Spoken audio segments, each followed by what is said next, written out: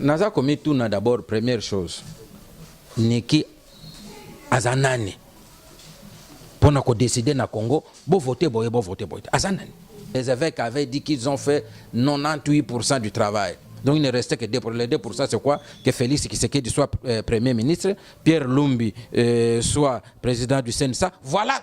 Le vrai problème, ce qu'on entend par l'application effective de l'accord, c'est de donner la primature au rassemblement délimité. Je dis clairement, parce qu'à l'accord là-bas, il était dit, on peut libérer toute autre personne, sauf celui qui, par exemple, est condamné pour viol de mineurs. D'abord, Moïse Katumbi est parti sans qu'on le chasse. Moïse Katumbi, vous le savez tous, Moïse Katumbi était malade. Il semblerait qu'on lui aurait injecté du poison. Quel est le cas?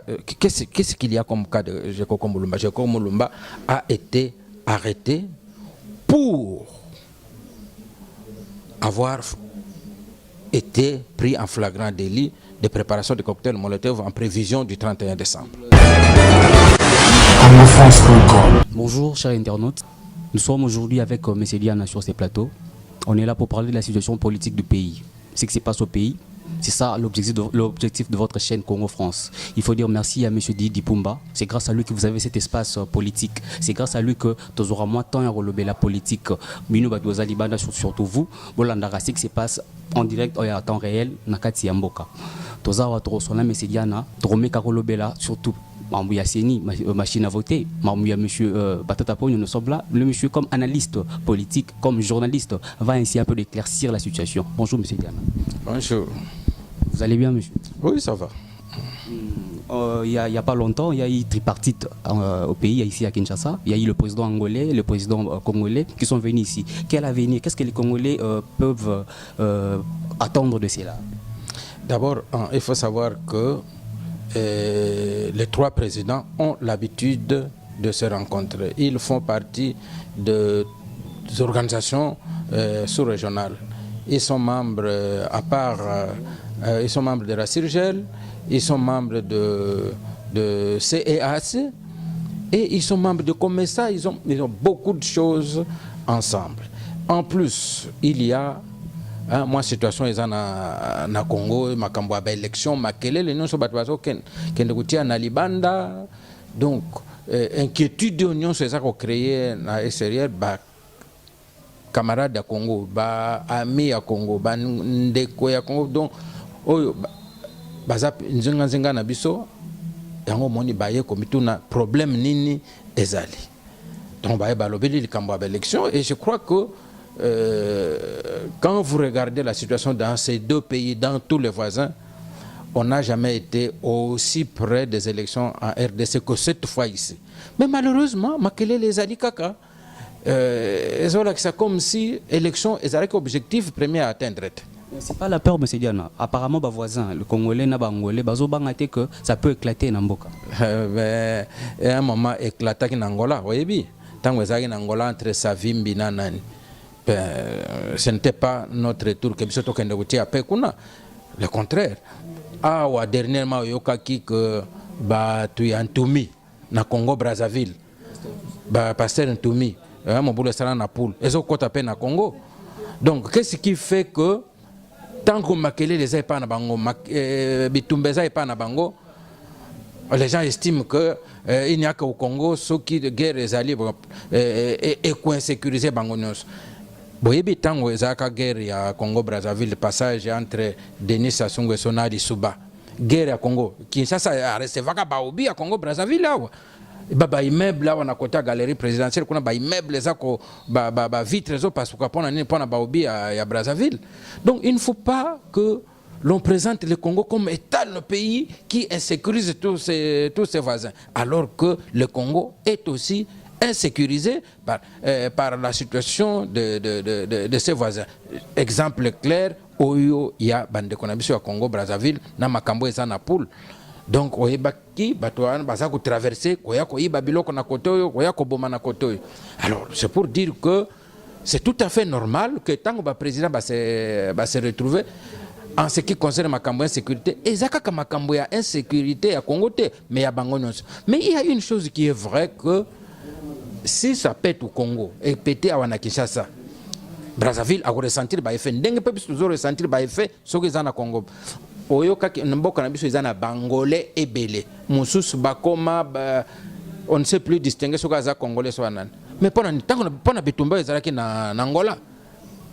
Donc c'est tout à fait normal que ba pays wana ba se concerter parce que ba yebi que soki bitumba ezali mobulu ezali ba répercussion nyonso kokende soit na Angola soit na Congo soit na RDC. Monsieur Diana, selon certaines sources, lobby que les deux présidents demandent l'application totale de l'accord. Donc ils estiment que l'accord n'est pas totalement appliqué. Donc communiqué conjoint Oyo Basignaki, ça n'a rien à voir avec Makamwato. Donc et comme si n'importe qui tekal ko yebel kambo tekal nin balo ba Nzambe kuna na lola asengi ba appliquer accord. Nzambe bientôt Nzambe akotinda Yesu Christ azonga obe Ange Gabriel aya kosenga ba appliquer accord. Wane komi blague. Makamnyo se komi accord. Accord n'est pas appliqué comment? Naibisa ko que le 31 décembre bato bazaki na balabala pona ni po balobi que c'est fini. Transition et sili. Alors, comment est-il possible que pour na bango transition et sila qui accord et sila qui le 31 sikoyo baso 5 sous bangolais ba ya appliquer quel accord? Le 31 tant bazaki na balabala que tout est fini. C'était maintenant tous en accord nin. Donc on dit qu'on est ça blague. On doit être conséquent. Les gens ont estimé que selon l'accord, il y a élection avant le 31 décembre. Il n'y a pas eu élection. Il n'y a pas eu élection. Alors, comme il n'y a pas eu élection, il fallait, pour Nabango, Batika, qu'on respecte l'accord. C'est l'accord qui a décidé les élections. Le même accord dit clairement au point 4 et 2 que s'il n'y a pas élection, le CNSA, le gouvernement et la CENI se mettent ensemble pour prolonger. C'est ce qui est arrivé et c'est ce qui a fait que nous ayons aujourd'hui le calendrier électoral actuel. Soit vous adhérez, tantôt ils acceptent le calendrier, nous allons aller aux élections, mais vous allez aux élections conformément à quoi? Si l'accord n'est pas appliqué, les élections qui auront lieu le 31 décembre, le 23 décembre, c'est sur base de quoi? Voilà. Donc c'est pour vous dire que l'accord est appliqué. Mais tout ce que nous savons, c'est que pour certains gens, les évêques avaient dit qu'ils ont fait 98% du travail. Donc il ne restait que 2%. Les 2%, c'est quoi? Que Félix Tshisekedi soit Premier ministre, Pierre Lumbi soit président du CNSA. Voilà. Ils n'ont pas dit ça officiellement. Mais ils ne le disent pas officiellement. Tu sais que les Congolais, ça, je rends hommage aux caucus femmes que nous avions à San City et autres. Parce que je dis que les Congolais, quand ils viennent autour, ils cachent leurs vrais problèmes sous la table. Et ils commencent à négocier sur des positions au-dessus de là. Mais leur vrai problème est caché sous la table. Le vrai problème, ce qu'on entend par l'application effective de l'accord, c'est de donner la primature au rassemblement délimité. C'est tout simplement ça. Mais le rassemblement a renoncé à un moment, Babi, que Bissot Ling sous Mambouya primaturité, mais qu'ils organisent un peu l'élection. Mais M. Tchibala n'a pas réussi. Qui va organiser les élections? Parce que le même rassemblement, quand ils ont dit ça, ils ne reconnaissent plus le président Kabila. Il demande une transition sans M. Kabila. Il demande une transition sans lui. À un moment, nous ne le reconnaissons plus comme président de la République. Qu'est-ce qu'ils veulent? Non, on ne peut pas faire la politique comme des enfants, comme ça. On ne sait pas qu'est-ce qu'ils veulent. On ne veut pas de Kabila, on va faire une transition. Ça, Kabila, cette transition devrait commencer le 31, rien du tout. Voilà, Kabila, nous ne le reconnaissons plus comme président de la République. Et au même moment, ils vont aller aux élections pendant que Kabila est là. Donc là, j'ai dit, c'est de la politique amusement. Et ça n'est assez pour la République démocratique du Congo. Exemple de prisonniers politiques, monsieur. Il n'y a pas eu assez de gestes sur ça. Bon. Qu'on annonce la libération de M. Diomi et M. Mouyam. Oui. Je pense que M. Diomi, on va maintenant un peu contre l'accord. Je dis clairement parce qu'à l'accord là-bas, il était dit, on peut libérer toute autre personne, sauf celui qui, par exemple, est condamné pour viol des mineurs. Vous savez comment on a fait de notre pays comme état la capitale mondiale des viols. Et maintenant, on libère un violeur. Et à l'époque, le président de la République avait demandé que l'Église, si elle estimait que c'était valable, qu'elle s'engage. Si Diomi n'était pas libéré jusqu'à présent, c'était les évêques qui devraient en parler. En ce qui concernait Moïse Katumbi, C'est ça aussi le grand problème. L'homme autour de qui tout le monde... Autour de Moïse Katumbi pose de grands problèmes. D'abord, Moïse Katumbi est parti sans qu'on le chasse. Moïse Katumbi, vous le savez tous, Moïse Katumbi était malade. Il semblerait qu'on lui aurait injecté du poison. Il a déclaré, M. Diana, qu'il voulait rentrer, mais Babo, il copie ça et visa. Non, écoutez, un Congolais qui rentre au pays, il a besoin de visa. Il est devenu étranger depuis qu'il est là-bas. Moïse Katumbi est allé en Afrique du Sud pour des soins, demandé par tout le monde. Katumbi est allé. Il est revenu. Au lieu de revenir au pays, non, il est passé de là en Afrique du Sud. D'abord, à partir de l'Afrique du Sud, il se retrouve en Europe, et en Europe, aucun signe de malade. Bon. Et à ce moment-là, il va amener le corps de Tshisekedi, il va faire ceci, tout ça. Mais une chose est vraie, c'est qu'il a été condamné pour 3 ans. Et après ça... C'est de preuves pour sa condamnation? Non, mais c'est à la justice. Comment il n'y a pas de preuves? Il a été condamné pour 3 ans et il a fait appel. L'appel est suspensif donc il peut rentrer en homme libre. Il a fait appel. Il ne sera pas arrêté. Mais mon cher ami, j'ai dit il a fait appel. Il n'avait qu'à venir poursuivre la procédure jusqu'à la fin. Mais en ce qui concerne Katumbi précisément, il était dit, et je tiens, c'est l'abbé Scholl, qui est secrétaire général de la Senco, mais l'avait confirmé sur un plateau d'une télévision ici. Il avait dit qu'effectivement cette réunion avait eu lieu. Quelle réunion? On avait dit que Katumbi, le gouvernement congolais, peut arrêter des poursuites des personnes que lui-même poursuivait. Le cas de Roger Lumbala qui est libre aujourd'hui. Mais le cas Katumbi, ce n'est pas l'État congolais qui le poursuit. Il est poursuivi par une tierce personne qui, la famille, les héritiers de M. Stupis. Alors, on avait demandé aux évêques d'organiser une réunion avec la famille Stupis. Et M. l'abbé Scholl m'a confirmé que cette réunion avait eu lieu. Mais pourquoi les évêques n'en parlent pas? Et il semblerait qu'au cours de cette réunion, la famille Stupis avait monté les entités, ils ont demandé que Katumbi devrait leur payer toutes les années où ils n'avaient pas jouissance de leur immeuble. Le montant est tellement salé qu'ils ne se sont pas mis d'accord. Et alors, au même moment, les mêmes évêques font le communiqué, il faut libérer Katumbi. Il semblerait que le nom de Katumbi fait trembler la majorité. Pourquoi ça fait problème? Il est candidat président. Mais je vais vous poser la question. En 2006, il y avait combien de candidats? 30. 32. En 2011, il y en avait combien? 11. Et alors, c'est maintenant, en 2018, qu'un candidat va faire peur. Quand vous regardez le candidat Tshisekedi était candidat en 2011, Katumbi est plus politique et plus populaire que Tshisekedi. Non, ça c'est de la blague. Et aujourd'hui, quand je vais avoir j'ai des problèmes à Diana, bientôt on va vous arrêter pour tel problème. Je passe à la télévision, je suis candidat président de la paix. Je refuse le 3e mandat pour Joseph Kabila. Ça suffit pour devenir émuable, pour devenir emblématique. Nous avons les exemples de France. Vous connaissez Dominique Strauss-Kahn qui était directeur général de FMI.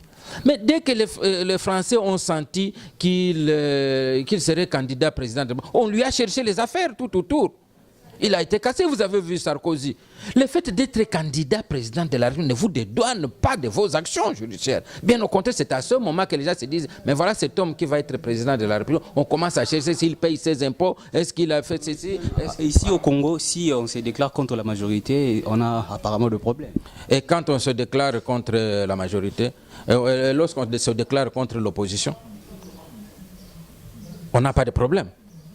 Les gens qui se disent non de réponse, vous dites non, quand vous êtes contre l'opposition, vous êtes contre le peuple. C'est Jekoko Mulumba, un autre cas. Mais le cas Jekoko Mulumba, vous savez que moi, je n'aime pas tellement parler de cas de gens, il y a la famille, il y a tout ça qui en souffre, qui aurait voulu. Mais quel est le cas, qu'est-ce qu'il y a comme cas de Jekoko Mulumba? Jekoko Mulumba a été arrêté pour avoir été pris en flagrant délit de préparation de cocktails Molotov en prévision du 31 décembre. Il parle de l'outrage contre les chefs de l'État. Oui, Et pendant ce temps, ça c'est les premiers éléments qu'on a donnés. Le deuxième, quand on le prend, il ajoute l'infraction de preuve. Mais quitte à ce que partout dans le monde, lorsqu'on vous accuse de crimes, vous répondez devant la justice. Vous répondez, c'est la justice. C'est chez nous où, lorsque vous êtes politicien, vous n'êtes plus justiciable. Pourquoi il est détenu à l'ANER? C'est pas lui qui veut rester là. Moi, qui te parle, j'étais à l'ANER combien de fois? Moi, j'ai fait 8 jours à l'ANER. Avant que je quitte de là pour aller au parquet. Et du parquet, je me suis retrouvé au cachot de casier judiciaire, non loin d'ici. Et puis après, je me suis aussi trouvé à Makala. Alors, je n'ai jamais estimé que, parce que, M. Diana, je suis journaliste, lorsque j'ai un problème, je n'ai pas le droit d'être justiciable et même d'être condamné. J'ai été condamné, j'ai été à Makala, moi aussi. Est-ce un problème pour cela? On en parle, je ne suis pas emblématique parce que je n'ai pas créé un parti politique. C'est pourquoi a reçu la liberté provisoire? Bon, j'ai appris que cette liberté provisoire aurait été obtenue sur base de faux documents. Faux documents? De faux documents, c'est-à-dire la preuve qu'un médecin aurait donné qu'il était effectivement malade et qu'il fallait qu'on le libère. Bon, j'ai dit ceci. Vous savez que peut-être aussi le cas de l'individu, quand on dit que M. Diana, la première fois on l'a arrêté, il a fui. Gekoko était arrêté à l'époque de Mzee. Ça, vous le savez. À cette époque, moi quand j'étais à l'ANER, j'ai trouvé là-bas une grosse pierre avec une chaîne. Il était dans la cellule, mais enchaîné. Mais il s'est échappé de là avec tous les gardes. Il est parti. Gekoko est revenu grâce au chef de l'État actuel, Joseph Kabila. Et quand il revient, il est membre actif du PPRD. Il s'est fait même élire député national sur la liste du PPRD. Il refuse de siéger et bon, il laisse les postes à son frère aîné qui est aujourd'hui député. On le retrouve en Europe. Nous n'avons jamais su pourquoi, moi personnellement. Et là, en Europe, il devient membre du MLC. Combattant et tout ça, membre de l'MLC. Et de là, il revient au pays. Quand il revient au pays, on apprend qu'il est membre de l'UDPS. Bon, je pense que pour la justice, ce sont des raisons qui peuvent faire en sorte que l'on ne puisse pas avoir confiance, dire que s'il est libre, il restera. Mais il faut que l'ANER s'interpose à la justice. Bon, je ne sais pas, l'ANER s'est interposé comment, je ne sais pas. Je ne sais pas comment l'ANER s'est interposé. Le parquet a remis la liberté provisoire, le document donnant la liberté provisoire à M. Gekoko, mais l'ANER qui ne veut pas que M. Gekoko puisse voyager. Et c'est pourquoi j'ai donné des raisons ici. Ça peut être ces raisons-là pour dire que voilà, son passé ne permet pas de faire confiance que s'il partait, il reviendra répondre à la justice. Peut-être sur base de ça.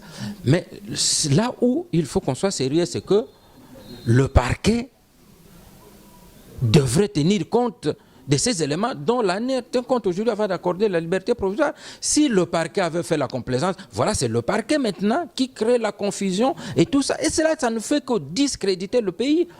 Il faut que les gens arrivent à dire justice. À dire justice, et quand vous dites justice, et que ça soit dit, parce que on dit que c'est la justice qui fait la grandeur des nations. Si on a des décisions comme ça controversées, et finalement aujourd'hui on ne sait pas qu'est-ce qui est, pourquoi, est-ce qu'on devrait, je pense que ce n'est pas crédible pour notre pays. Merci beaucoup, M. Diana. Machine à voter, cela divise les camps. Même aux États-Unis, il y a Mme Nikki Haley qui s'est vraiment opposée. Même la Côte d'Ivoire qui s'oppose, mais M. Nanga insiste toujours. Sur base de quoi M. Nanga linka une élection avec cette machine? Même la loi électorale ne permet pas. Naza komi tuna d'abord, première chose, Niki Azanani, pour nous décider na Congo, bon voter, bon voter, Azanani. Ça, c'est la toute première. C'est au Côte d'Ivoire. La Côte d'Ivoire, c'est quoi? Quand il y a les élections en Côte d'Ivoire, la RDC va donner son point de vue là-bas. Qu'est-ce que cela a à voir? Hein? Élection na Congo, machine à voter ou pour ceci, qu'est-ce que cela a à voir avec Nikki Haley? C'est tout simplement... Apparemment, on a ces calendriers grâce à Madame Niki Haley. C'est son arrivée qui a poussé... Non, madame, cette dame, si elle a donné son avis et que la CENI l'a écouté, a donné le calendrier. Aujourd'hui, les mêmes Congolais vont pleurer. Ah non, si nous faisons avec la machine à voter, c'est problème. Tu sais, aujourd'hui, je vais poser un problème aux États-Unis d'Amérique. Les gens qui sont aux États-Unis, ils savent que si ce qui se passe aux États-Unis maintenant, avec un gars qui entre avec son arme dans une école, il tue des gens, et que personne ne veut toucher à cette loi sur les ports, la liberté de porter les armes. Si c'était au Congo, Niki aurait dit non, non, non, non, il faut supprimer cette loi-là de port des armes. Mais qui nous aurait imposé ça? Il pèse au Conseil de sécurité dans ce sujet. Mais ce n'est pas ça, ce n'est pas parce que vous êtes fort que vous devez vous imposer. Au Conseil de sécurité, les gens ont une égalité, à part les 5, bien sûr, qui ont le droit de veto, mais tous les pays s'égalent. Le droit de veto, ce n'est pas pour s'ingérer dans des problèmes internes. La machine à voter, parlons-en au lieu. Est-ce que d'abord, Madame Niki a déjà vu cette machine? Apparemment, dans cette machine, il y a déjà des candidats sélectionnés. Il suffit que vous appuyez et puis c'est le monsieur, le candidat qui sort. Quand on sélectionne le candidat, quand ton bulletin sort et tu regardes la photo que tu vois, c'est la photo de ton candidat que tu avais pointé pour le candidat sélectionné. Il y a des obangi ça. Ah mais c'est qu'est-ce qu'ils ont? Parce que je dis ceci. Quand le bulletin sort, tu regardes, tu as ton candidat sur lequel tu as pointé. Sa photo est là, tu le connais au moins. Ce candidat-là pour lequel tu as voté. Le bulletin sort, sa photo est là, son nom est là, le logo de son parti est là. À ce moment-là, où est-ce que sortira un autre candidat qui est dans la machine, qui n'est pas celui sur lequel tu le pointes? C'est de l'obscurantisme, ça. Ça, c'est de l'obscurantisme. Parce que, effectivement, cette machine, je vais vous donner les grands avantages de cette machine. Parce que c'est la CENI qui avait commis l'erreur de l'appeler d'abord machine à voter.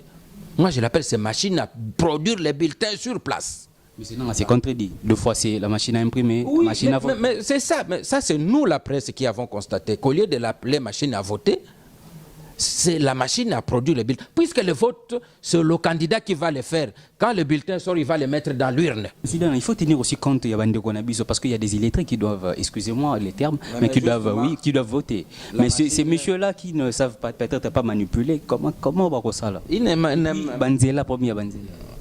n'est pas question de manipuler la machine. La machine, on ne la manipule pas. On ne manipule, personne ne va toucher la machine pour la manipuler. La machine fonctionne comme ça. On met d'abord un bulletin jaune. Le bulletin jaune permet d'ouvrir la machine. Le bulletin part, il sort, il ouvre la machine.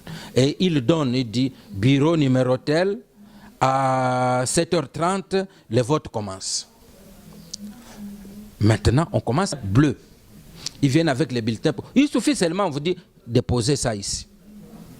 Vous déposez votre bulletin là-bas.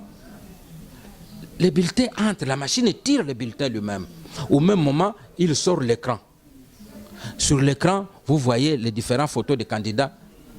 Vous pointez sur votre candidat. Vous pouvez vous tromper, vous voulez mettre pour chercher, le doigt tombe ailleurs.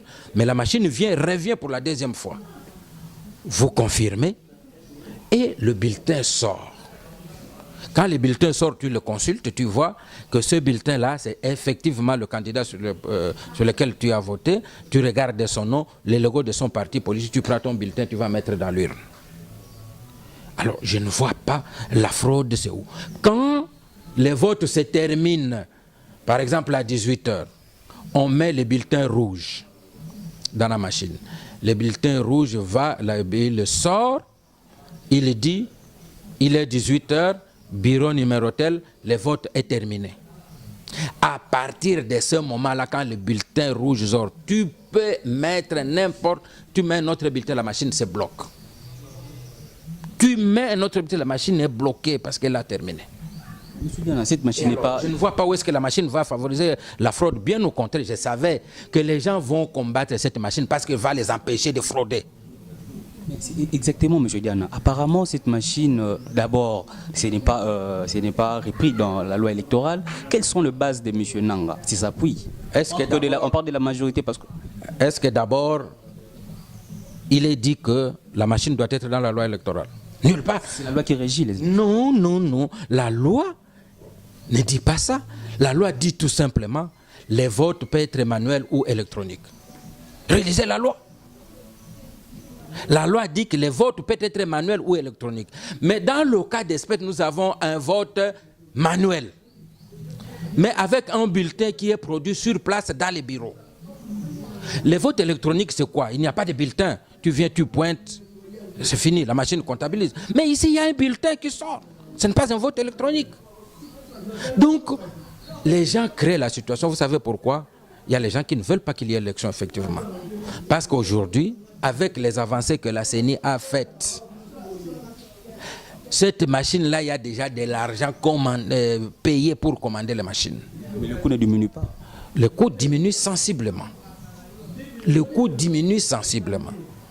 Si aujourd'hui on dit, on met des machines de côté, cet argent qu'on a utilisé pour acheter les machines, c'est l'argent qui est dans le budget de la CENI.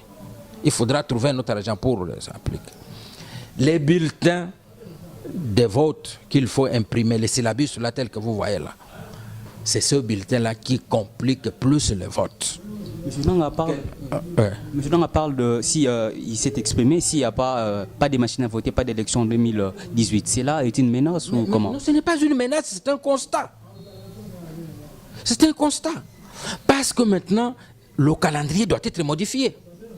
Parce que dans le calendrier que nous avons aujourd'hui, il n'est pas prévu une période pour l'impression des bulletins. Tu sais combien de temps ça prend pour l'imprimer les bulletins? Ce n'est pas prévu dans ce calendrier. Une transition d'une année. Il n'y a pas question de transition. C'est vous qui parlez de transition. Moi, je vous dis, il n'y a pas de transition. La Constitution congolaise n'a pas instauré une transition. C'est vous qui en parlez. Si vous êtes légaliste, la Constitution congolaise dit clairement que ce soit le Sénat. C'est pourquoi nous avons le Sénat fait 10 ans. On n'a jamais dit que c'était un Sénat de transition. Le gouverneur des provinces ont fait 10 ans. On n'a pas parlé de gouverneur de transition. On peut un peu remplacer. Hein? Ils sont remplacés petit à petit. Oui, petit à petit. Séparément, il y en a qui ont fait 10 ans. Quand tu prends André Kimbuta de Kinshasa, il n'a pas été embrassé. Il a fait plus de 10 ans maintenant. Alors, est-ce que vous allez dire que c'est un gouverneur de transition? Mais puisque la Constitution dit, tant qu'il n'y a pas élection, qu'il n'y a pas un autre gouverneur élu, il est là. Parce que quand vous parlez du président de la République, les gens, ils ont la charge émotive, ainsi de suite. Mais toutes les institutions, c'est pareil. La RDC a pris l'option démocratique. Personne ne peut être dirigeant de ce pays sans passer par les élections. L'opposition dit que c'est grâce à l'accord que M. Kabila est au pouvoir. Donc si M. Kabila piétine cet accord, il doit normalement quitter le pouvoir. Je te dis que c'est faux. Cette déclaration est fausse. Puisque l'accord, lisez l'accord. Qui a pesé les esprits. Oui, mais lisez cet accord dans son préambule. L'accord dit, elle se fait conformément à la Constitution. Alors, vous allez prendre l'accord de quelques 30 personnes qui d'abord, l'accord lui-même reconnaît qu'il est conforme à la Constitution. Et vous dites que c'est l'accord qui gère la Constitution maintenant. C'est un non-sens. C'est un non-sens. Tu sais que dans ce pays, on est en train de nous abrutir. Avec un tel discours, on pense que les Congolais sont des imbéciles.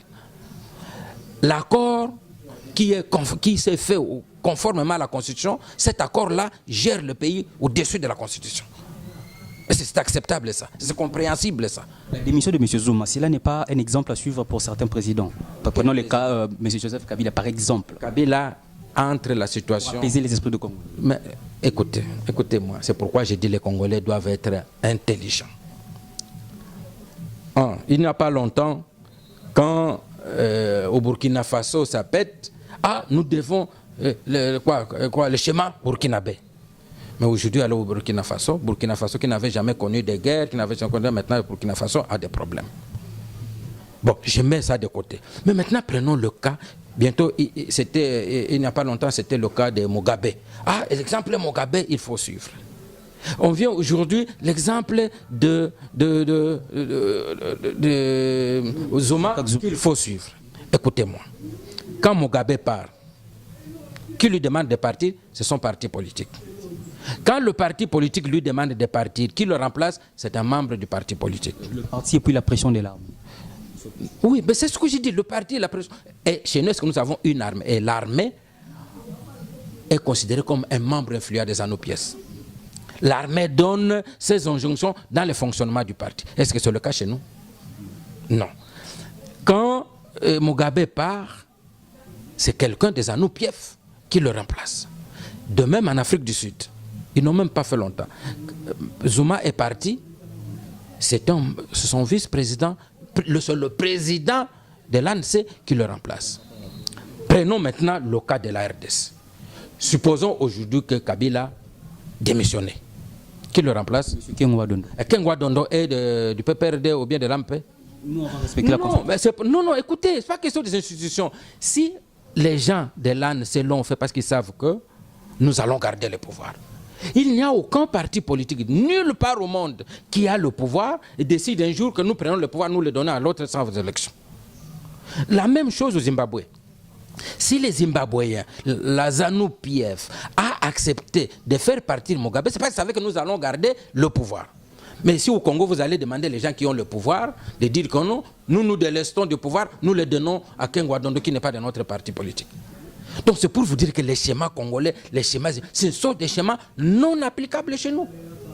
Donc ne vous attendez pas à ce que l'AMP ou la majorité acteurs se disent que nous demandons au président de partir et au même moment, nous allons le remplacer par quelqu'un de notre parti politique. Non, c'est quelqu'un de l'autre parti pour n'a qu'attendre les élections. Il cherche déjà comment je peux dire, le PPRD cherche déjà à réviser son statut pour mettre le président Kabila à la tête du parti et puis on va passer par les élections indirectes au Parlement. C'est dit dans quelle constitution?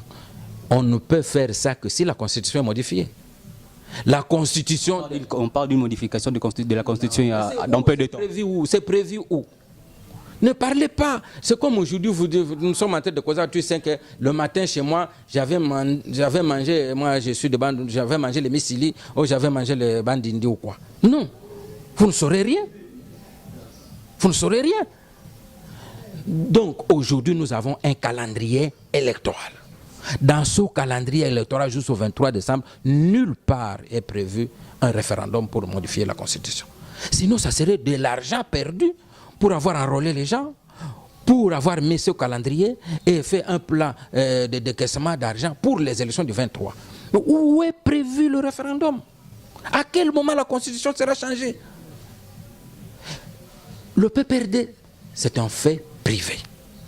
Ne vous mettez pas en tête que le PPRD, c'est le parti État comme c'était à l'époque du parti du Impère. C'est un fait privé. Le PPRD peut s'organiser comme il entend. Et je me souviens, ma mémoire de journaliste, que ce n'est pas la première fois qu'est faite cette proposition de faire du président de la République le président national du PPRD. Je me souviens, nous sommes allés avec le PPRD, université qu'on a appelée l'université du cinquantenaire à Kisangani. C'était le cas. Dans son premier discours, le secrétaire général du PPRD de l'époque, Bochab, dans son discours d'ouverture, en avait parlé. Et puis après, on a dit non. Il semblerait que M. Matata sera le futur dauphin. Et ce qui se passe maintenant à l'UPC, c'est pour la nuire. Qui passe pour le nuire? Le professeur qui a démissionné parce que n'a pas respecté ce qu'il faut faire pour devenir docteur en économie. Vous voulez me dire que le prof Mabi est adversaire de Matata, lui aussi serait candidat dauphin? Ça chauffe à la majorité présidentielle. Oui, mais je dirais qu'il serait donc candidat dauphin. Non, nous sommes ici dans un débat des scientifiques. Ça n'a rien à voir avec la majorité, ou l'opposition, ou le dauphinat, ou quoi. Professeur Mabi est, je crois, président de l'école doctorale à l'UNPC. Il estime que la candidature du doctorat de Matata, les conditions n'ont pas été respectées. Il condamne d'abord pas Matata, mais il condamne son université et il démissionne. Estimant qu'il ne peut pas. Où est le problème? Il estime d'abord que pourquoi Matata, qui était d'abord à l'UNIKIN, a quitté l'UNIKIN pour venir défendre. Il a commencé avec l'UNIKIN, il quitte l'UNIKIN, il va défendre sa thèse à l'UPC maintenant. Pour quelle raison? Mabi estime qu'il n'a pas fait 3 ans tel que exige. 3 ans ou 5 ans. 3 ans ou 5 ans. Voilà le contexte. Qu'est-ce que ça a à voir avec le PPRD? Qu'est-ce que ça a à voir avec les dauphinats? C'est confirmé que Matata sera le futur dauphin. Mais qui l'a confirmé? C'est où? C'est dit dans quelle constitution? Nous ne sommes pas dans une monarchie où à la fin il y a un dauphinat. Il y aura dans le calendrier électoral, je crois que c'est au mois de juillet, que les gens qui vont postuler aux différents postes vont déposer leur candidature. À ce moment-là, au mois de juillet, quand la CENI va appeler aux gens de se porter candidat, on saura qui va se porter candidat à quel poste, dans tel parti ou tel autre parti politique, et la majorité ne fera pas exception. Je pense que les gens voudraient que la majorité fasse les yo-yo comme on le fait à l'opposition. Comment ça? Vous vous dites candidat. Ça fait des années que Katumbi est candidat, des élections qui n'ont pas eu lieu. Le corps électoral n'a même pas encore été convoqué. Cela n'est pas de sa faute. Vous ne savez même pas si vous remplirez les conditions pour être candidat. Parce que vous devez déposer votre candidature. C'est quand la candidature est acceptée que vous êtes candidat. Mais pour le moment, on présente les gens comme déjà candidats. Comme s'il n'y avait aucune procédure pour arriver à être candidat. Il y a une procédure de traitement des candidatures. Quel est le candidat aujourd'hui qui est déjà passé par cette procédure de traitement et qui s'est dit aujourd'hui il est candidat? Comme ça, il dit qu'il fait peur à la majorité. Il fait peur, pourquoi? Quand il s'est déjà proclamé candidat aux élections présidentielles il y a longtemps et puis la majorité a peur. Je vous ai dit tout au départ ici qu'en 2006, il y avait 32 candidats. En 2008, il y en avait 11. Et ici, il y en aura je ne sais pas combien. Moïse, ça ne sera qu'un parmi tant d'autres. Parmi tant d'autres. En quoi Moïse ferait peur? Sa base politique est où pour faire peur? Vous savez, moi j'aime parler franchement. Moïse Katumbi... Il a les G7 derrière lui. Il a quoi? Les G7 derrière lui. Le G7, ça représente quoi? Qu'est-ce qu'il y a dans le G7? Non, écoutez-moi, clairement, parlons clairement. Qu'est-ce qu'il y a dans le G7? Olivier Kamitatou, dans le G7. Olivier Kamitatou est dans le G7. Il représente quoi, lui, Olivier Kamitatou, politiquement? Il y a Lutundula. Vous savez que le parti de Lutundula est plus vieux que le PPRD. Vous le savez. C'est un parti né à la conférence nationale souveraine. J'ai toujours dit que c'est un parti politique qui souffre de crise de croissance parce qu'il ne grandit pas. Vous, là, journaliste, je peux vous poser la question. Vous connaissez ne fût qu'un secrétaire général, président des jeunes du parti de Lutundula. Même son nom de ce parti, vous ne le connaissez même pas. Voilà ce qui formait le G7. Qui encore? Lumbi. Qu'est-ce qu'il a? Les MCR divisés en deux et son MCR n'a même pas d'agrément. Parce que le MCR là fonctionnait avec l'agrément du parti MNR ou quoi de mettre... le nom va venir. Alors, vous allez me dire le G7. Le G7 politiquement représente quoi? Ça, c'est honnêtement que je me pose cette question. Qu'est-ce qu'il y a dans le G7? Le G7 a voulu s'accrocher sur Tshisekedi. Ça, c'est la vérité. Il a voulu s'accrocher sur Tshisekedi, qu'on connaît la notoriété politique, qu'on connaît qu'il a un parti politique qui a réellement ancrage et qui a une base solide. Mais il voulait s'accrocher à ça. Mais le G7 aujourd'hui, c'est quoi? C'est une coquille vide. Le CLC annonce une autre marche le 25. Qu'est-ce qu'il faut faire pour éviter tant de morts? Parce qu'on a apparemment l'impression que le fait de marcher en RDC signifie que les gens partent pour mourir. Il n'y a aucune marche sans mort. Bon, écoutez, ils vont marcher, c'est leur droit. Si cette marche... L'application totale de l'accord. Si cette marche, c'est vous qui dites que c'est pour l'application totale de l'accord. Mais quand vous suivez ce qu'ils disent à l'extérieur pour se faire crédible, ils marchent pour protester contre le maintien de Kabila au pouvoir. Le 31, ils ont marché pour commencer la transition sans Kabila. Dans aucun pays au monde où telle marche, on la laisserait faire. Une marche qui a comme objectif chasser les institutions. Ça n'aura aucun, ça ne pourrait pas avoir. Mais pour le moment, revenons à la loi. Les gens s'accrochent sur la Constitution qui dit que le droit de marcher est autonome. Mais cette même Constitution dit que l'application est renvoyée à la loi. C'est pour cela que Deli Sesanga, député de l'opposition, a fait une proposition de loi. Qui n'est pas encore appliquée. Cette proposition de loi est passée à l'Assemblée nationale, au Sénat, et est partie au président de la République pour promulgation. Le président de la République ne promulgue pas les lois sans les avoir fait passer par la Cour constitutionnelle. Cette loi partie à la Cour constitutionnelle constatera, ce qu'on ne dit pas, que cette loi-là ne fait pas allusion aux manifestations dans les lieux publics. Quand les gens font des messes, c'est une manifestation. Quand les gens font des matinées politiques, ce sont des manifestations. Mais la loi là ne fait pas clairement allusion sur les manifestations sur les lieux publics. Alors la Cour constitutionnelle a renvoyé la loi au président de la République et le président de la République l'a renvoyé au Sénat. Ce qui veut dire qu'en attendant qu'il y ait cette loi-là, on applique la loi de 1999. C'est cette loi qui est en vigueur. Et cette loi-là pose des conditions pour qu'on puisse organiser la marche. Si vous êtes de bonne foi, on doit en tenir compte. On ne doit pas quitter dire non, la Constitution autorise. Mais la Constitution renvoie à une loi. Cette loi, la nouvelle loi qui devrait se conformer à cette Constitution, cette loi est encore à la lecture au Sénat. En attendant, pour ne pas laisser les vides, on applique l'ancienne loi. C'est ça, c'est sorcier pour le savoir. Cette interdiction de marcher, donne l'impression comme si on faisait atteinte à la liberté d'expression, à la liberté de manifester. Non, c'est ce que j'ai dit, cette liberté est organisée. La Constitution elle-même renvoie l'organisation de cette liberté à une loi. Cette loi-là, c'est la loi de 1999. Cette loi-là est là. Elle vous demande certaines conditions. Et certaines conditions permettent à l'autorité d'apprécier. Cela se passe dans tous les pays du monde. Je vais vous donner par exemple l'exemple de la France.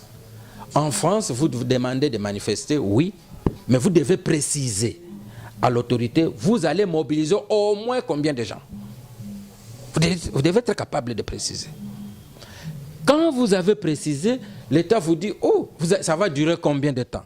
Si vous dites 4 heures, l'État va vous dire 4 heures, les Français ne vont pas rester dans la rue 4 heures, il y en a qui en auront soif. Est-ce que vous avez prévu des points pour que les gens puissent se désaltérer? Que les gens puissent aller faire pipi et tout ceci, tout ça. Est-ce que tout sera prêt? Ce sont là des conditions pour organiser la liberté. Cela se retrouve dans la loi. Chez nous, la loi là n'est pas encore promulguée. On utilise l'ancienne loi qui en fait est encore dans le régime d'autorisation. Merci beaucoup, M. Joachim Dan.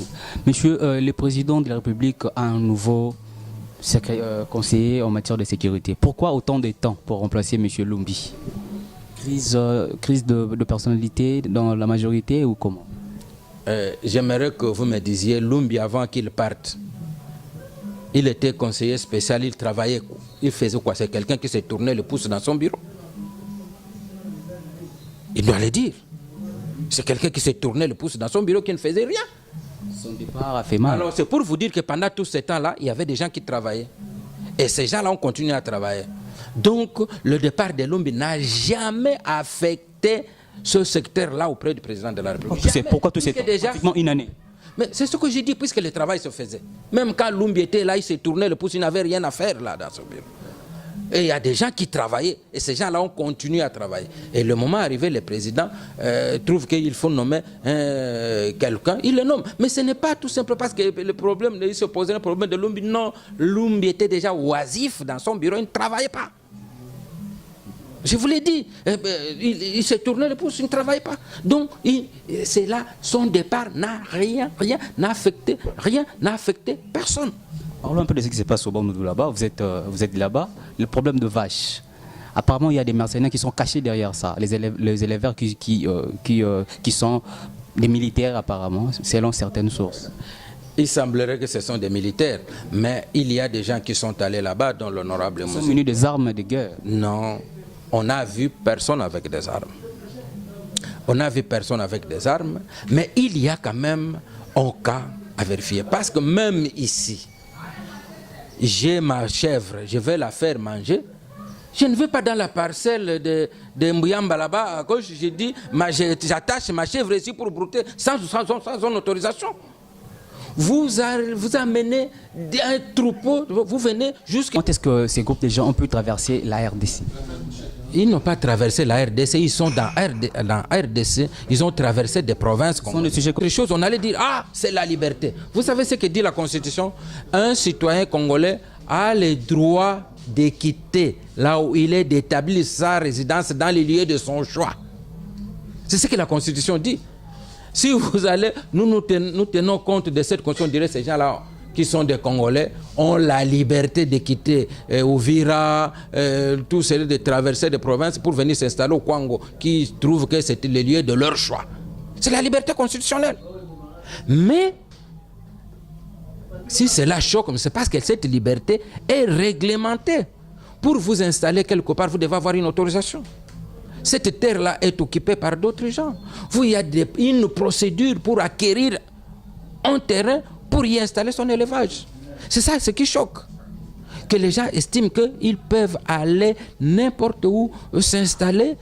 Et j'ai suivi le ministre Bitakwira qui dit, il a vu ces gens-là, il y en a qu'il connaît, qui sont des éleveurs du côté de chez lui à Uvira là-bas, qui sont venus jusque-là. Donc ce sont des gens connus. Et ces gens-là ont dit, ce n'est pas la première fois, ils sont venus l'année passée, ils ont vendu leurs vaches. Leur objectif d'ailleurs, c'est peut-être pas le Congo, mais peut-être Kinshasa, où il y a un grand marché de consommation. Il y a même, le ministre a expliqué que là-bas, une vache, c'est 500.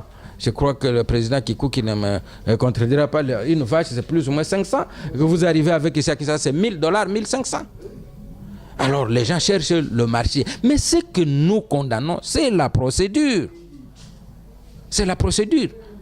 Et maintenant, il y a une tension. Imaginez-vous, et la communauté internationale, tout le monde se tait. Supposons que les gens du Congo, du Kwilu, là-bas s'énervent, les attaquent. Puisqu'on dit, ah, ils sont armés, les attaques militaires. On va dire quoi? On a maltraité parce qu'ils sont tous des Tutsis. Ce sont les Tutsis que nous connaissons de grands éleveurs ici chez nous. Alors, si on les tue, on va dire, ah voilà, on a une minorité persécutée, on les a tués. Et ça, à ce moment-là, les droits de l'homme vont sortir de leur cas. Madame Suaer sortira pour aller au Conseil de sécurité pour dire, ah non, on a massacré les minorités Tutsi, ainsi de suite. Donc, c'est le moment où jamais que l'on aide à résoudre cette question qui, en fait, n'est pas aussi grave que l'on croit, mais c'est une violation flagrante des procédures en matière d'acquisition des terrains pour faire son élevage. Il y a une réglementation à la matière.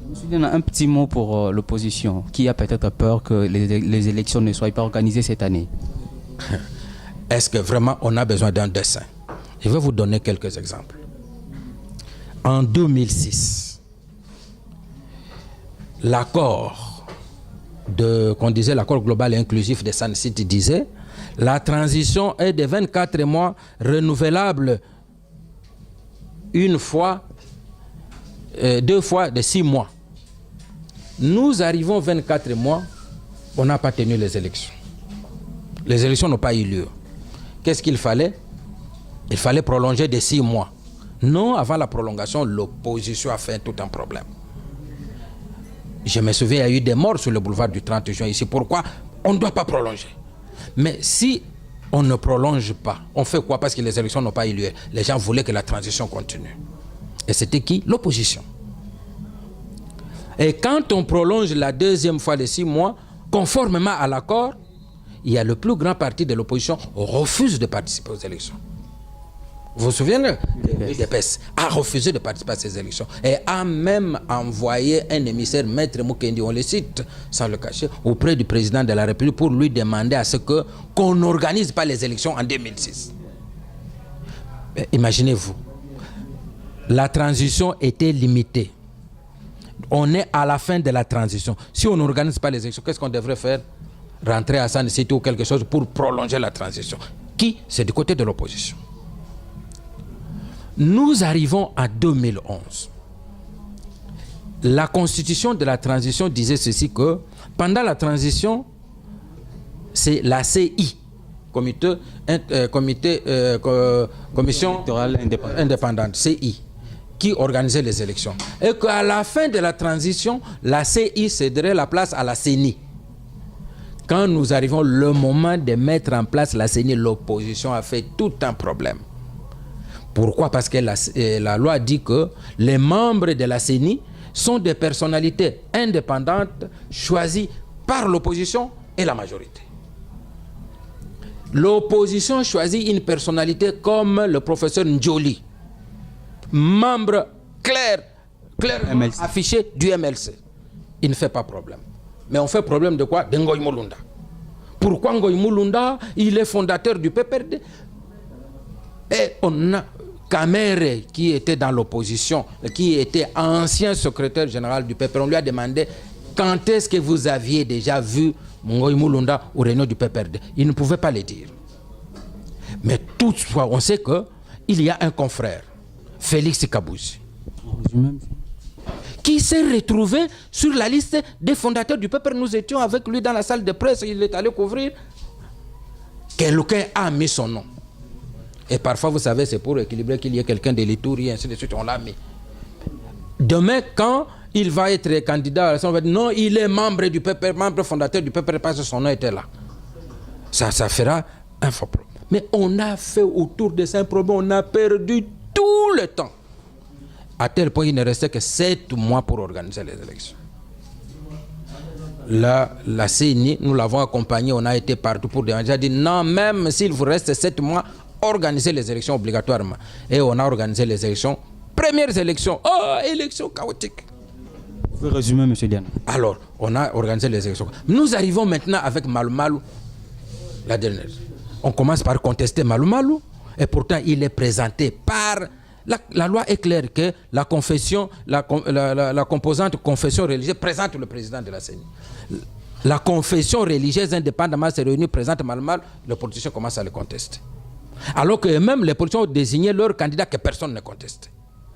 Bon, et il dit, commençons par les élections locales. Ah non, si on commence par les locales, vous risquez de dire qu'il n'y a pas d'argent et on n'organise pas les élections les plus importantes, la présidentielle et législative. Présentez-nous un calendrier global. Global, ça veut dire que toutes les élections ensemble. On organise, on donne le calendrier global, on dit non, ce calendrier-là est indigeste, il n'est pas consensuel.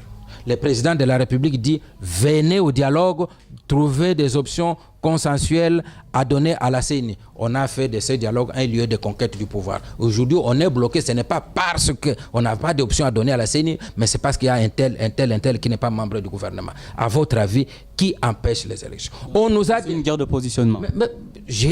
Les gens ne veulent pas des élections, ils ne sont pas prêts. On a dit calendrier. S'il n'y a pas calendrier, c'est la navigation à vue d'œil.